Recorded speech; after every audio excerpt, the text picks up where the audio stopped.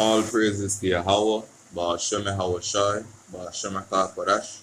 The belongings to the elders and apostles of Great Stone. Shalom to the elect pushing this word in truth and in sincerity.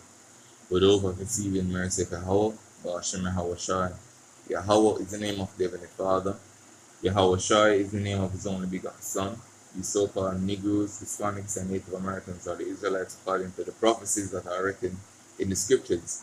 I want to make it known that the RFID microchip is the MOTB. The servant juice is the precursor to the MOTB.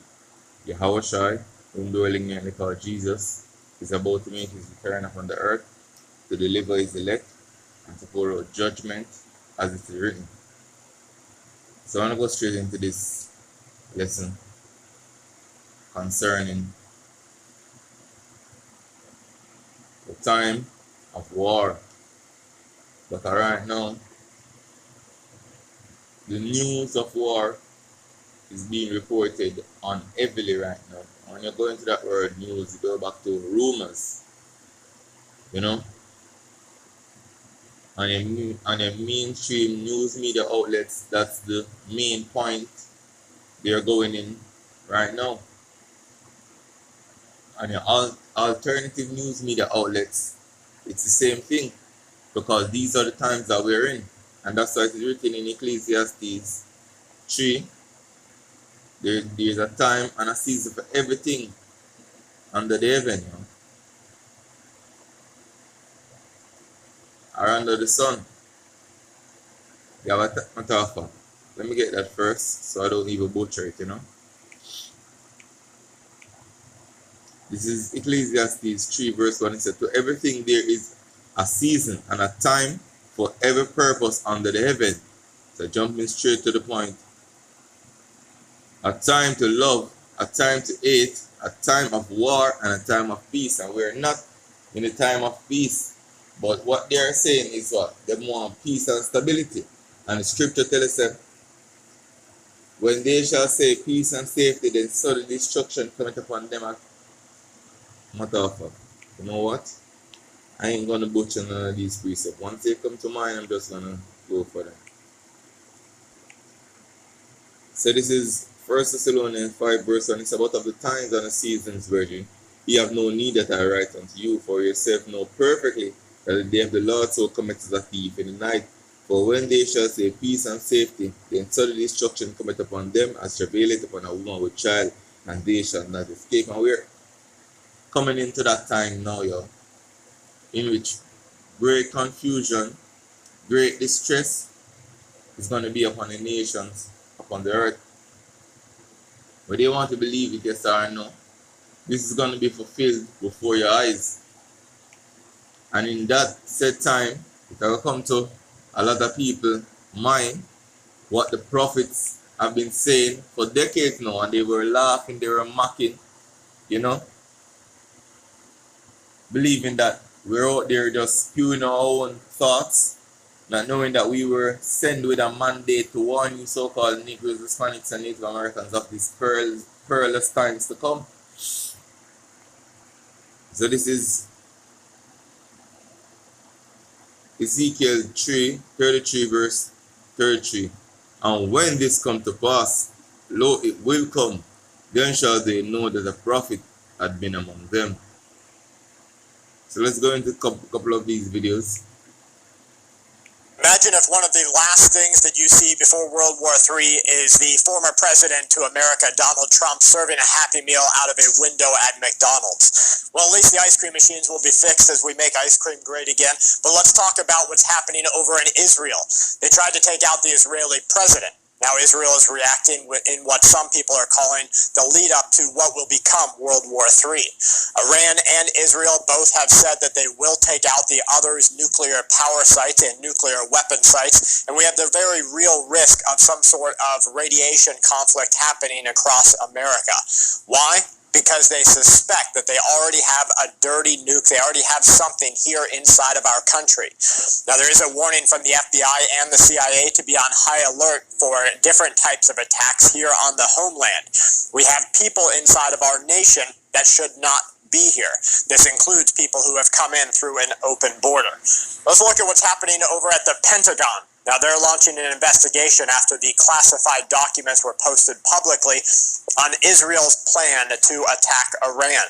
They say this leak is very concerning. The U.S. did say that this was a likely true event. The leak is very worrying. The documents were published on Telegram at the end of the week. They were posted. It was dated post October 15th, the Israeli Air Force conducted exercise and rehearsals in preparation for the attack against Iran. So here we have proof that America is actually working with Israel, even though everything that they're telling the rest of the world is that Israel is going to make its own choices. They've got Trump out here saying he talked to Netanyahu. Netanyahu was told by Trump, you do what you have to do. The administration that's currently standing inside of America right now told Israel, you're going to make your own decisions, even though we want you to let us know what's going to happen. Israel said that they will take care of their own affairs, but because we are conducting exercises with them in preparation for attacks, you can see that this is nothing more than fluff that's given out to the rest of the world so that America can say, hey, we didn't know what was going to happen when we started to radiate half of your citizens or make some of your land completely uninhabitable for the next 40,000 years. The documents, they say, did not contain any of the exact details, but there was an overall picture of the target of attacks. The preparations for long-range attacks by the U.S. Air Force working in coordination with the Israeli Air Force. The documents state in the analysis of various images that these exercises, including air-launched ballistic missile systems, 16 Golden Horizon missiles, 40 ROCKS or ISO-2 missiles, also covert drone activity, secretive UAV activity, large-scale deployment exercises. Basically, we're going to go in, all hands on deck. Everybody's going to be a part of this. All of the Israeli coalition is going to be a part of this. You're probably going to see a division across all the Middle East with it. This was, some say, a deliberate leak from the Pentagon people who are criticizing the administration's willingness to back up Israel. Now, Israel, doing their part, has dropped leaflets over Gaza showing pictures of the taken out, the removed Hamas chief. The message said that Hamas will no longer rule Gaza. It was a language that was echoed by the Israeli. Oh, holy schnitzel hits the fitzel. Guys, I'm only at 70% today, but I am glad to be back. Holy shit. What the hell is going on in this world? Before we talk about Iran about to strike Israel's nuclear power plant in response to Israel's attack, which most pundits are saying is coming in 48 hours. I don't know if I believe that. Either way, there's a 75% chance it's going to happen before the election. Before we talk about that, let's just appreciate something for a second. Let's appreciate this. Okay? I mean, I don't want to say I told you so, but desensitized to this number. But guys, this goes to Israel today to do his obligatory begging of Netanyahu to please don't use all the weapons and the intelligence and probably a lot of the pilots and the missile defense that we've provided you to start a major war in the Middle East that, of course, all of our crony buddies are going to profit from, knowing full well that they have to distance themselves because the Iranians have went to the UN and said, hey, look, Joe Biden just admitted here on camera, okay, Biden admitted that he knows what the plan is. So if he knows what the plan is, and he knows when it's going to happen, then that requires a degree of complicity with the U.S. and the Israelis. So the Iranians are saying, hey, this means that we have casus belli to go to war with the United States. So Blinken goes there today and says, please, can you please tamp down the response, Netanyahu, to this, your casus belli to go to war with Iran because they shot 200 missiles at you a few months ago.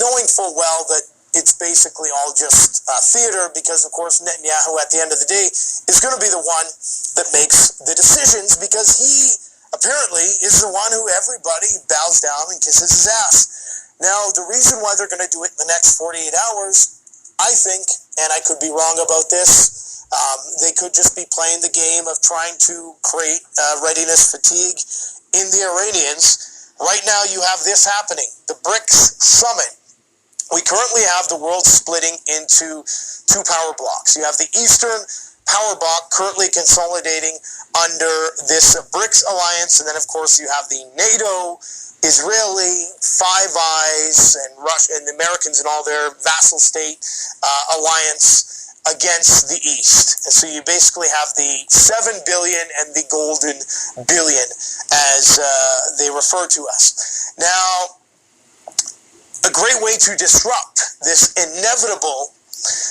bifurcation of the world into these two power blocks and the strengthening of the BRICS would be to start a massive war in the Middle East during what is the most important BRICS summit to date. Okay, this is currently happening inside Russia. You have the Iranian President Pezeshkian currently inside Russia for this summit, meeting with all of these leaders of these participant countries. And this would be a great time to create a massive disruption because, of course, this is part of the reason why we are witnessing this, why we're seeing gold skyrocket in price in the last few months because, of course, all of these countries are buying gold. They're all stockpiling gold. Well, we're witnessing what could be the lead up to World War III, and we've never been at a more dangerous moment in American history. A source just told me that this is way beyond worse than the Cuban Missile Crisis. You think, oh, the Cuban Missile Crisis is sort of the threshold where things, shit hits the fan. No. We're already beyond that point. We are way beyond that point. Now, right now, the United States is throwing its full support behind Israel's military actions in the Middle East. And last night, we just sent another $5.2 billion in emergency aid from the United States to bolster its air defenses, including the Iron Dome and the David Sling system and their laser system, which is under development. How do you as an American feel about sending your tax dollars to help with their Iron Dome and their David Sling system, which, by the way, didn't stop anything coming from Iran? Any of the hypersonic missiles? Nothing. Nothing could shoot those down. But you're going to send $5.2 billion there. And last night, we sent that money to Israel, and that's why Netanyahu is smiling this morning. This is all happening while American bodies are still not recovered in Asheville, North Carolina, and people can't get any assistance. And that I thought come to mind, So then can find all of them money there for send to Israel, eh? What about the people who have suffered through the storm that came, went from Florida to California, from California, Carolina? That they need. I spoke to a family from Asheville this weekend who told me it was unbelievable. FEMA didn't show up for 2 weeks, and when they did show up, they were messing with the supplies that had arrived from other Americans who had brought supplies in to try to help Americans. FEMA started messing with those supplies. They were there as eyewitnesses in Asheville and had their homes destroyed. 2 weeks ago, they didn't show up at all. It took them that long to get there. Any help. And these people are not alone. There's many, many more people like in America right now in Asheville dealing with this. Watch. People who have small businesses downtown that thought they were going to get money from the Small Business Administration. The Small Business Administration was like, nope, that's FEMA. And FEMA was like, nope, that's the SBA. And so they're like, I don't know what to do. I'm just going to submit both places. And then they got rejected. And now they've got to pay workers with funds that they do not have. So, I'm personally very concerned that all of these businesses that usually rely on tourism are going to shut down because they cannot make it without the tourist income, and the tourists are not here. And that's just the small businesses. The actual locals with homes, I feel like, is the most confusing bit because, I said on air that we did get a $750 check. But what I didn't say on air was that I submitted receipts of thousands of dollars of expenses. Our generator was running for 16 days, and it was using 20 to 25 gallons of gas a day. That's just hundreds of dollars just in gas, not to mention the chainsaw Starlink cost was a couple $100. And keep in mind, that wasn't to have like a luxurious life. That was to keep the lights our on. neighbor's CPAP machine going. Yeah. And food in the fridge to feed our family. So. Remember how people who were not needs-based received thousands of dollars of COVID relief money and then bought Corvettes with it, and the government was able to respond quickly during the pandemic. Where's that? I thought we were a technologically advanced nation. No, we can't have that. But you might say, you watch that couple, you watch that Asheville couple, and so you're like, okay, well, wait a minute. You might say, Clayton, Israel has nothing to do with Asheville, North Carolina. It's totally separate. They're not related. And you're 100% correct about that. They're not related in any way, shape, or form. I mean, one is a destroyed American city where Americans live and work, and one is a wealthy country with a budget surplus, a nuclear arsenal, a massive nuclear arsenal, and a space force. They're not related at all, and that's the point. Well, American tax dollars should be going here, not there. Israel can spy on those people as much as they want, though. Oh yeah, of course, and they're happy to. Right. So there's the connection. Okay. They can use their Pegasus software to spy on it. Yes. Okay. That's true. Yeah, that's great. So, or the people of East Palestine, Ohio, for crying out loud. There's nothing that can stop those kinds of strikes. I have been screaming from every media platform I can get, especially on Fox News, from 2018 onward to this very moment, that all of these troops we have in the Middle East, especially the ones in Syria, Iraq, and in Jordan, are nothing but strategic vulnerability points. They do absolutely nothing to help secure America. They're not performing any national security purpose that benefits our country. They are just points of vulnerability. And this is what I've been talking about from the beginning. Yeah, so he says, I've been on Fox News. So he's screaming the echo chamber there, right? He's going on places that are going to support the military-industrial complex. Right. Basically telling people to get our men out of there, get our men and women out of these regions right now and bring them home, get these bases closed. In other words, these Americans are being used like pawns. That's it, sitting ducks. The Biden administration knows this very well. They've been quoted as saying the same for merely just a few months ago. In fact, the Biden administration was quoted in the New York Times admitting that, yes, these American forces are sitting ducks. Here's the New York Times. The latest attack on American troops in the region over the weekend resulted in no deaths. But President Biden and his advisors worry that it's only a matter of time. It's only a matter of time when American forces will be killed. Of course it is, because there's no other strategic purpose whatsoever. That's not me saying that. That's military leaders saying that. That's combat veterans saying that. As Israel escalates the attack on Iran and Lebanon, all being helped by the U.S., by the way, our soldiers are placed in increasingly precarious situations. The Middle East is a powder keg, a tinderbox, ready to explode right now. And our involvement is not just military, but of course it's military, but it's economic, of course. That's the heart of it. Follow the money. Billions of taxpayer dollars, $5 billion to Israel, millions overnight. By the way, Secretary Austin was just in Ukraine handing up $400 million to Ukraine again. They call it a surprise visit. Surprise! No one surprises me with $400 million. Wouldn't it be great if Secretary Austin shows up in Asheville, North Carolina? With a surprise $400 million. Here's $400 million. What would $400 million do to the people of Asheville, North Carolina to help that community? Run a lot of generators. Help a lot of small businesses. Help people recover. I see some people here in the chat saying they're from Asheville, North Carolina. It's an absolute disaster right now. $400 million, though, goes to Zelensky. $5 billion goes to Israel. Where's the outrage? Every member of Congress is in on this, save like Thomas Massey and Rand Paul. Those are the only ones that are speaking out against this. And Dennis Kucinich, who's running again.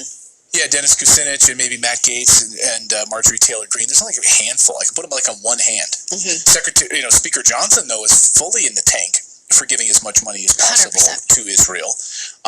They flew him there, gave him a cushy trip and all of that, put him up in nice hotels, and so then he's going to funnel billions of dollars to them right now. So there's zero benefit to the United States to support Israel and for Americans to support Israel and die for Israel. If you watch Fox News, and, that's the thing, you turn on the sort of Mockingbird media right now, turn on any of these channels, and they're all saying the same thing. We have to support our greatest ally, Israel. We have to do it. You could turn on the morning shows, and then as the morning shows go into the second shows at 9 a.m., and then 10 a.m., and 11 a.m., and noon, all of those shows all day long say the exact same thing. They're all parroting the exact same garbage all day long. with the same compromised guests who are military funded or military contractors or government research contractors. They platform the same people selling you a war.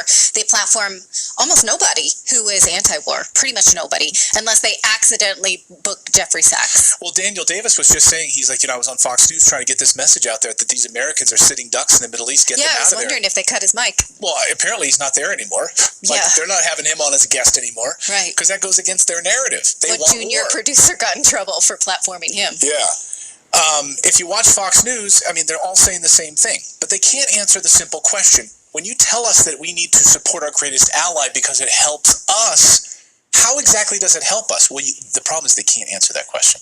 Any of these fools and even alternative media people, they say the same thing, and guess what? They cannot answer the simple question, how does it benefit the United States for us to have Americans fight and die over there, or for us to send billions of dollars there? They can't answer it.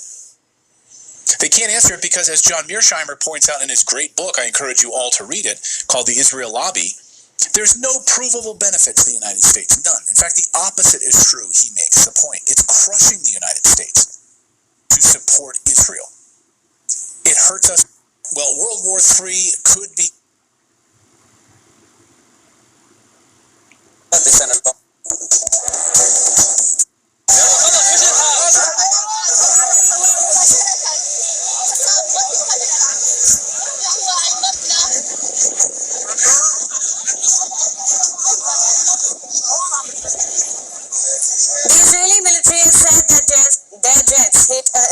Target close to the Rafi Hariri Hospital, but emphasized that they did not target the hospital and it was not affected by the strike. Rescue workers continued to search through the rubble near the hospital.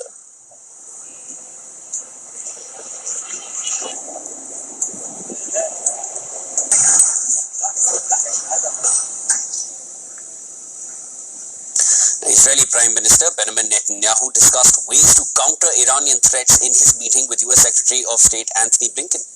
Right, and this was during his visit to Tel Aviv. Netanyahu's office said that the threat from Iran and the need for both countries to join forces against it were raised during the talks. The Israeli Prime Minister welcomed the United States support in its fight against Iran-aligned armed groups in the region.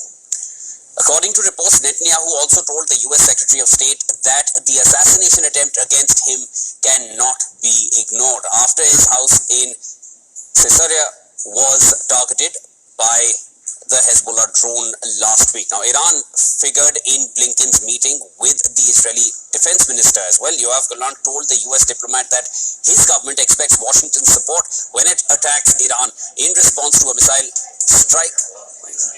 It wasn't a missile strike, there were somewhere close to 200 missiles which were launched towards Israel on the 1st of October.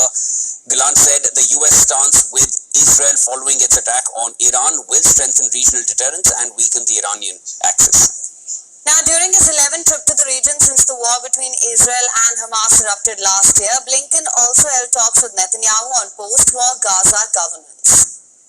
The Israeli Prime Minister expressed hope that the killing of Hamas leader Yahya Sinwar will have a positive impact on the return of the hostages held in Gaza for more than a year. The situation in Gaza came up for discussion during Blinken's meeting with the Israeli president as well. The leader said Sinwar's death has created a new opportunity to end the conflict.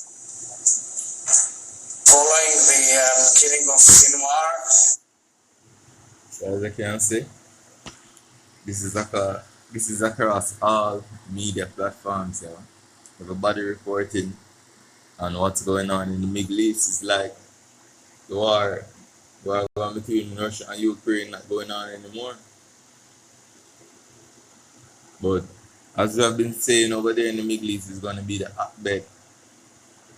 The Lord is about to gather these nations because it is His determination. Let me get that scripture for you.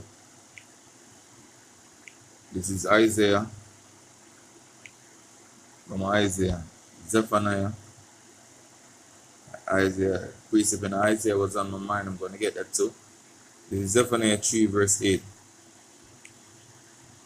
Therefore wait ye upon me, saith Yahweh, until the day that I rise up to the prey. For my determination is to gather the nations, that I may assemble the kingdoms, to pour upon them my indignation, even all my fierce anger. For all the earth shall be devoured with the fire of my jealousy. And this is what Yahweh Shimon Shai is preparing, But as I just said, this is the decree Yahweh Shimon Shai had made unto the nations. This is Isaiah 34 verse 1. It says, Come near, ye nations, to hear, and hearken, ye people. Let the earth hear, and all things that is therein, the world and all things that come forth of it. For the indignation of Yahweh is upon all nations, and his fury upon all their armies. He had utterly destroyed them, he had delivered them to the slaughter. And this is what the Lord is preparing to do, And that's why in Joel 3 verse 9 it says, Proclaim ye this amongst the Gentiles, prepare war, wake up the mighty men. That's why I see so much alliance being made right now between Russia, China, Iran, North Korea. Because you have a division taking place in the earth right now, Because we're on the brink of that third world war, Right now you have proxy war being fought right now. But it's going to escalate to the point of the two world powers, which is America and Russia, and also China, It's going to go at it,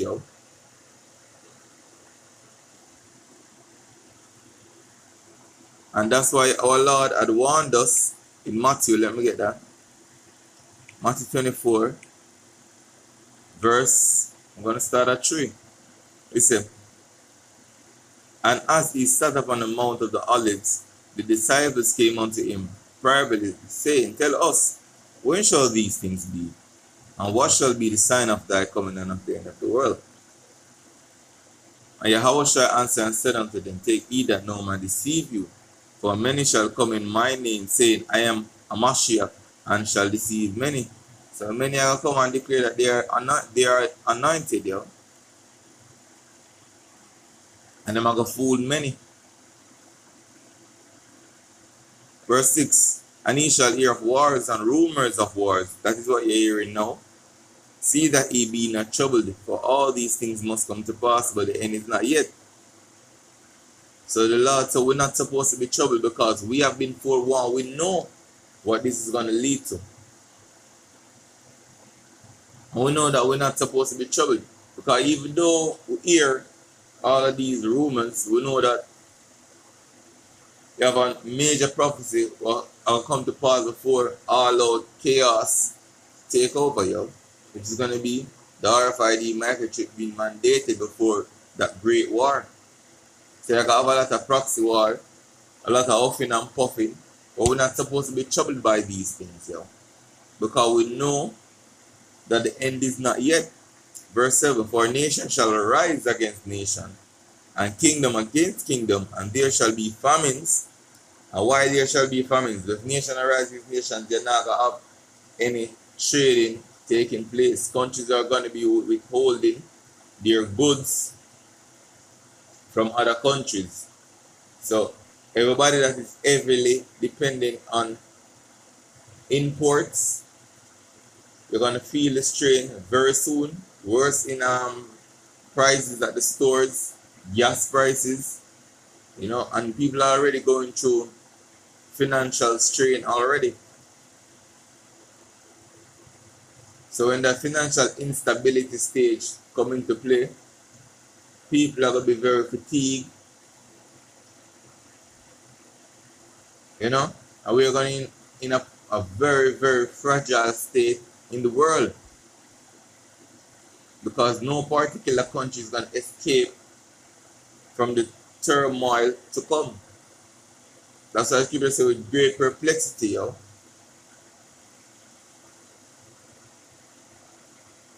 and pestilence. Amen. A lot of disease is going to be breaking out in such a time. A lot of these diseases are come from the enemy, Let me say it that way.